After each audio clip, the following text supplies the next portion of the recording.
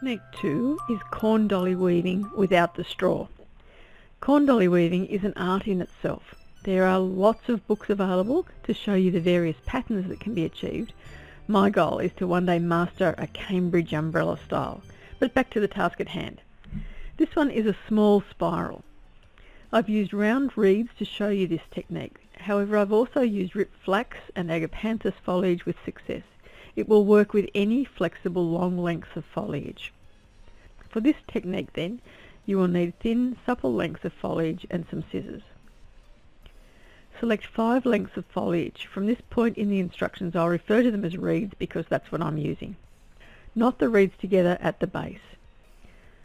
Holding the knot away from you between your thumb and finger, spread the reeds out in a star shape.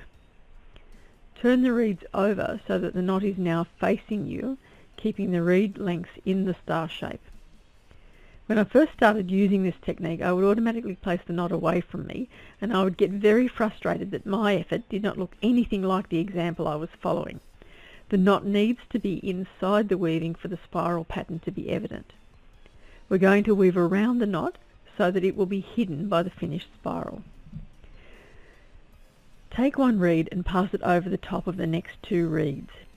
As awkward as it is to start with, you need to keep the reeds spread out to give a smooth shape to the finished spiral. Pick up the last reed you passed over and take it over the next 2 reeds. Keeping the reeds spread out, maintain this weaving method of over 2, pick up the last one passed over.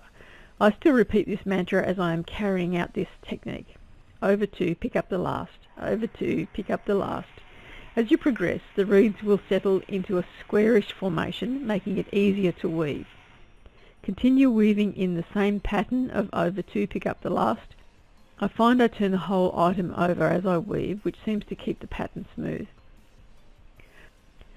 The spiral shape will begin to narrow, usually just after you have covered your knot. You can now finish off your spiral by knotting the reeds at this point. Trim the excess with scissors and tuck into the spiral, or leave the remaining length of reeds to use when incorporating this spiral into your design. I know you'll find many ways to use these techniques in your floral designs. Let me know how you go. I'd love to see some of your efforts. I'm Kim Bailey.